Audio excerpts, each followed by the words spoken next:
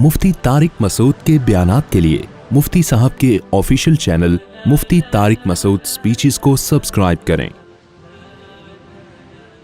آگے قرآن کہتا ہے، فوراً ایک اشکال ہوتا ہے، اے اللہ یہ جنت ملے گی کب؟ قرآن کیسے انسان کی نفسیات کو جانتا ہے نا۔ ہم تو مر کے مٹی ہو کے ختم ہو جاتے ہیں،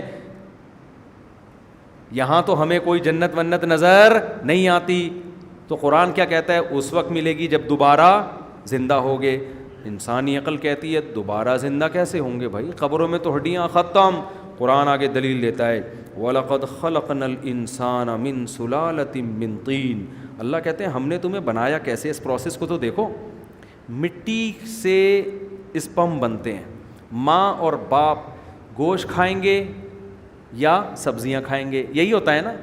وہ سبزیاں کہاں سے نکلی ہیں بھائی؟ جو ماں اور باپ جس سے ایگز بنتے ہیں اور اسپم بنتے ہیں، وہ کس خوراک سے بنتے ہیں نا۔ وہ خوراک یا تو گوشت ہوگی یا سبزی ہوگی۔ سبزیوں میں آلو ہے، پیاز ہے، ٹماٹر ہے، پالک ہے، جو بھی ہے، گوبھی ہے۔ آپ زمین کو کھودتے ہو، اس میں کیا آلو پیاز ٹماٹر نظر آتا ہے آپ کو؟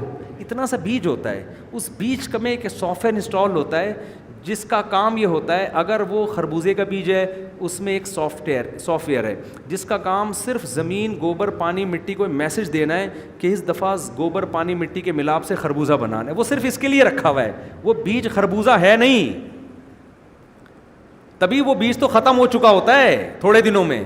آم کی گٹھلی زمین کو میسج دیتی ہے کہ پانی ملے گا، دھوپ ملے گی تو کیا بننا ہے؟ آم۔ وہ مٹی ہے جس کو ایسے خوبصورت مراحل سے گزار کر ہمارا رب انار، آم، خربوزے، انگور بناتا ہے۔ اور گوشت جب کھاتے ہیں تو وہ گوشت بھی جانوروں نے زمین کی چیزوں کو کھا کے، وہ بھی کس سے؟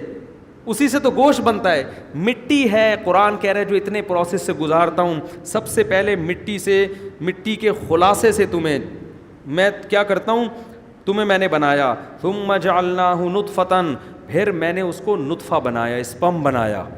اسی خوراک کے ذریعے کیا بنتا ہے؟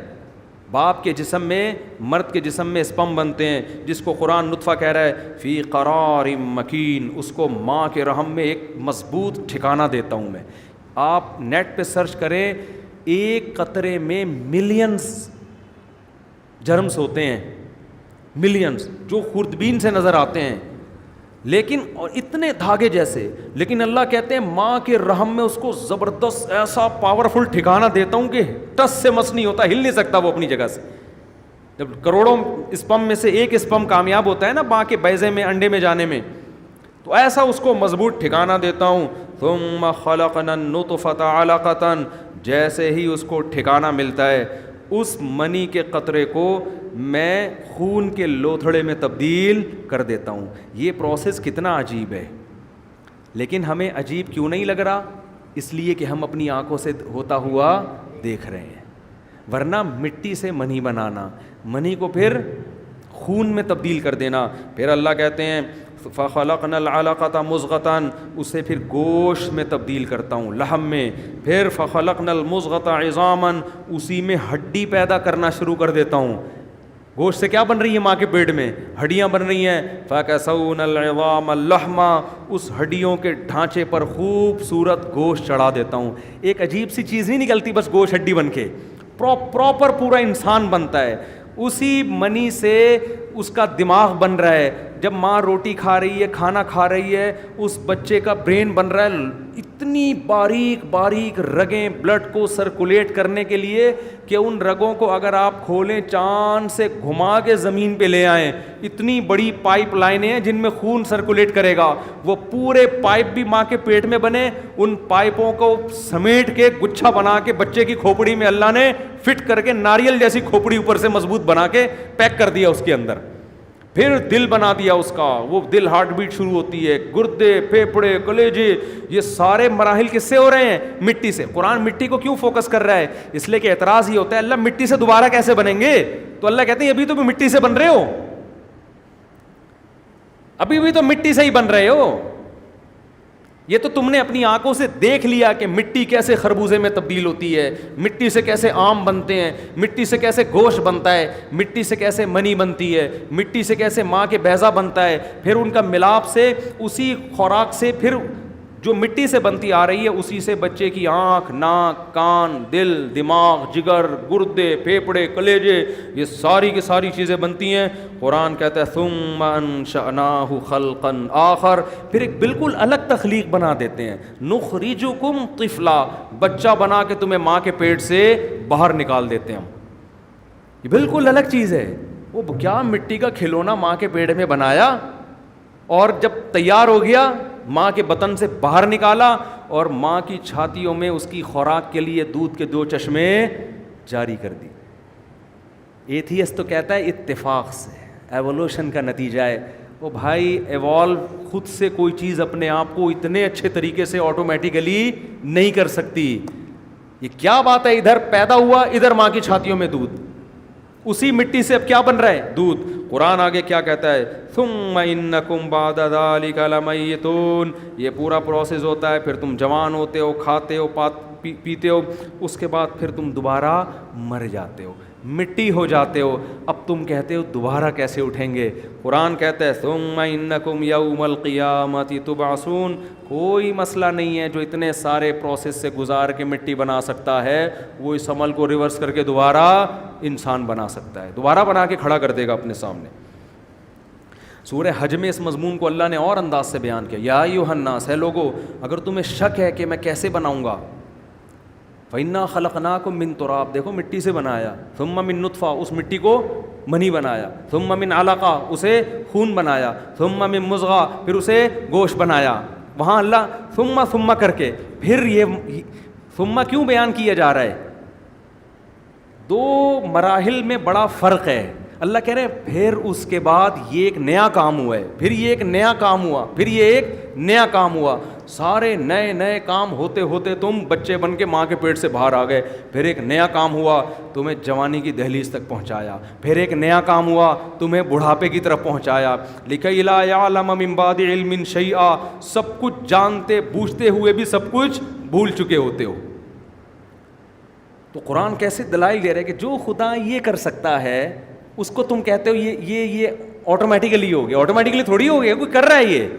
تو جو یہ کر سکتا ہے وہ دوبارہ کیوں پیدا نہیں کر سکتا؟ آگے قرآن کہتا ہے وَأَنزَلْنَا مِنَ السَّمَاءِ مَاءً، پھر ایسے پیدا کر کے چھوڑا نہیں، آسمان سے ایک اندازے کے حساب سے پانی برستا ہے. فَأَسْكَنَّاهُ فِي الْأَرْضِ، تمہیں ضرورت تھی ہم زمین میں اس کو محفوظ کر دیتے ہیں. ایسے سسٹم زمین میں لگایا ہوا ہے کہ پانی جاتے جاتے غائب نہیں ہو جاتا، ایک سطح پہ جا کے رک جاتا ہے. کیوں؟ جو بچہ پیدا ہوا ہے تاکہ وہ اس پانی سے فائدہ اٹھا سکے. ایوالو کیا ہوتا تو یہ کائنات خود اپنے آپ کو ایسے خوبصورت طریقے سے ایوالو کر رہی ہے کہ جو بچہ آیا ہے تو اس کو ضرورت کیا ہے، ساری ضرورتیں آٹومیٹیکلی پوری ہو رہی ہیں. قرآن کہتا ہے اسکناہ فی الارض وَإِنَّا عَلَىٰ ذَهَابٍ بِهِ لَقَادِرُونَ، ہم چاہے تو اس پانی کو ختم کر دیں زمین سے. یہ ہم نے سسٹم بنایا ہے کہ ایک جگہ جا کے رک جاتا ہے. پھر قرآن کہتا ہے پھر ہم نے اس پانی سے تمہارے لیے کھجور کے باغات پیدا کیے. پانی مٹی گوبر کے ملاپ سے کیا بن رہا ہے بھائی؟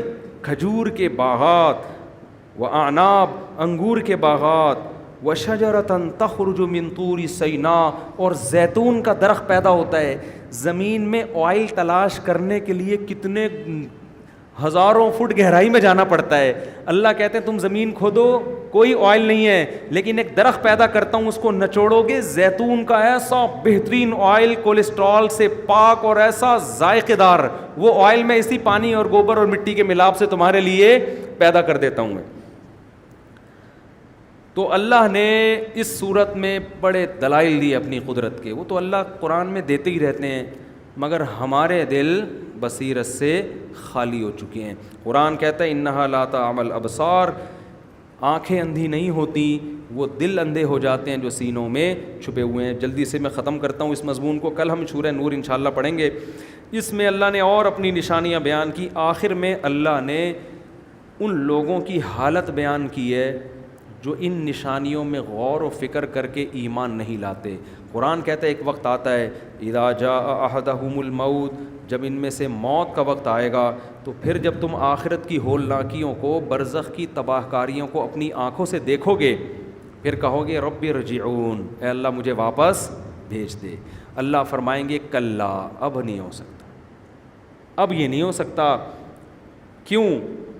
انہا کلمتن، اب جو تو توبہ کر رہا ہے نا، یہ تیری زبان سے نکلا ہوا ایک کلمہ ہے جو ہوا میں تحلیل. اس سے پہلے توبہ کر لیتا، ایک لفظ کہہ دیتا اللہ معاف کر دے، آئندہ میں گناہ نہیں کروں گا، بڑا وزن تھا اللہ کے ہاں اس کا.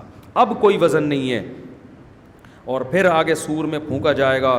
اللہ فرماتے ہیں جس کا اعمال نامہ بڑھ گیا، وزندار ہو گیا، کامیاب، اور جس کا ترازو جھک گیا، برائیوں کا ترازو وزنی ہو گیا، یہ وہ لوگ ہیں جنہوں نے اپنے آپ کو خسارے میں ڈال دیا. فی جہنم خالدون، اور ہمیشہ جہنم میں پڑے رہیں گے. تلفح وجوہہم النار، جہنم کی آگ ان کے چہروں کو جلائے گی اور یہ جل کے کوئلہ بن جائیں گے اس میں. اللہ کہے گا الم تکن آیاتی تتلا علیکم، کیا دنیا میں میری آیات تم میں پڑھ کے نہیں سنائی جاتی تھیں جس میں اس آگ سے ڈرایا جاتا تھا؟ تو وہ کہیں گے ربنا غلبت علینا شقوتنا، اے اللہ ہم سنتے تھے لیکن بدبختی ہم پر غالب آ گئی تھی. پھر اللہ فرمائیں گے دیکھو وہ بندے جن کا تم مذاق اڑایا کرتے تھے، انہ کان فریق من عبادی، میرے بندوں کا ایک گروہ ایسا تھا جو جہنم سے پناہ مانگا کرتا تھا، برائیوں سے بچنے کی کوشش کرتا تھا، تم ان کا مذاق اڑاتے تھے. انی جزیتہم الیوم بما صبروا، ان کے صبر کا آج میں نے ان کو کیسا بدلہ دیا، انہم ہم الفائزون، آج وہی کامیاب ہیں.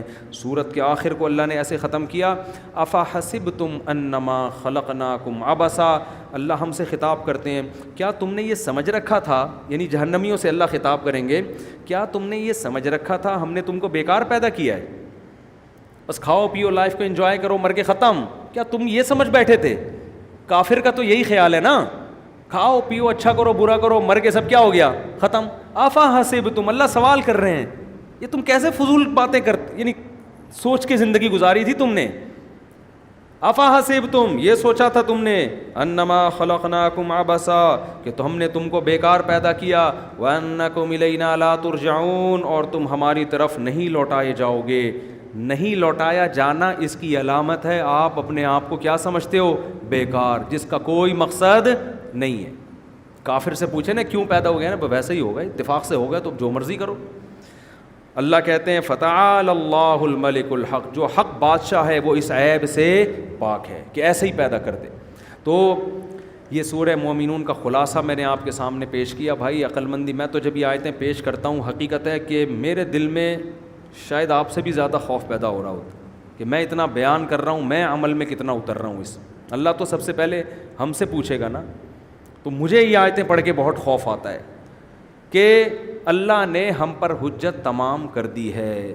ہمارے پاس قیامت کے دن اللہ کے سامنے اپنی برائی کو اچھا ثابت کرنے کے لیے کوئی عذر موجود نہیں ہے. کوئی بھی گناہ ہماری زندگی میں ہے، ہم قیامت میں یہ نہیں کہہ سکتے مجھے پتہ نہیں تھا. اتنے اچھے انداز سے اللہ نے سمجھا دیا، ہر لحاظ سے سمجھا دیا. اب آخر میں اللہ نے یہی بتایا ہے کہ جب موت کا وقت آئے گا نا اور پھر توبہ کرو گے تو کلا کا مطلب کیا ہے؟ ہرگز نہیں. کلا ایک تلوار ہے، اب نہیں سنوں گا میں، اللہ کا قاعدہ ہے. سننی ہوتی تو فرعون کی سن لیتا نا اللہ. فرعون نے ڈوبتے ہوئے صرف یہ نہیں کہ ایمان لے کر آیا، بڑی ڈیٹیل میں ایمان لے کر آیا، تفصیل کے ساتھ. کیا کہتا ہے؟ آمنتو، صرف اتنا کہہ دیتا نا، کہنا چاہیے تھا نا کہ میں اللہ پہ ایمان لے آیا. سب سمجھ جاتے ہیں نا فرشتے کے کیا کہنا چاہ رہا ہے، لیکن نہیں، اتنی ڈیٹیل میں ایمان لے کر آ رہا ہے. ساری زندگی حضرت موسیٰ کو ستاتا رہا. ڈوبتے ہوئے کیا کہہ رہا ہے؟ آمنتو، میں ایمان لایا، انہو، کہ بات یہ ہے، تفصیل سے بتا رہا ہوں میں کس طرح کا ایمان لے کر آیا ہوں. لا الہ الا الذی، کوئی معبود نہیں ہے سوائے اس معبود کے، آمنت بھی بنو اسرائیل، جو اس بنی اسرائیل کا خدا ہے.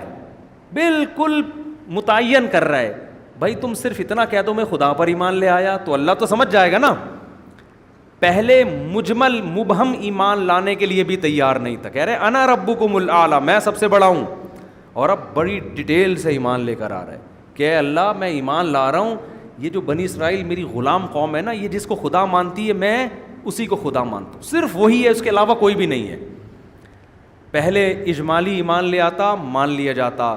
اب بڑی ڈیٹیل بیان کر رہا ہے، لیکن اللہ فرماتے ہیں آل آنا، اب نا نا نا، وقد عصیت قبل، اس سے پہلے تو میری نافرمانی کرتا رہا ہے، فَالْيَوْمَ نُنَجِّيكَ بِبَدَنِكَ، اب تو تجھے عذاب بھی ہوگا، جس کا قرآن بیان کرتا ہے کہ یعرضون علیہا غدوا وعشیا، قرآن کہتا ہے فرعون کو اور اس کے درباریوں کو صبح اور شام آگ میں جلایا جاتا ہے، برزخ میں یہ عذاب ہو رہا ہے۔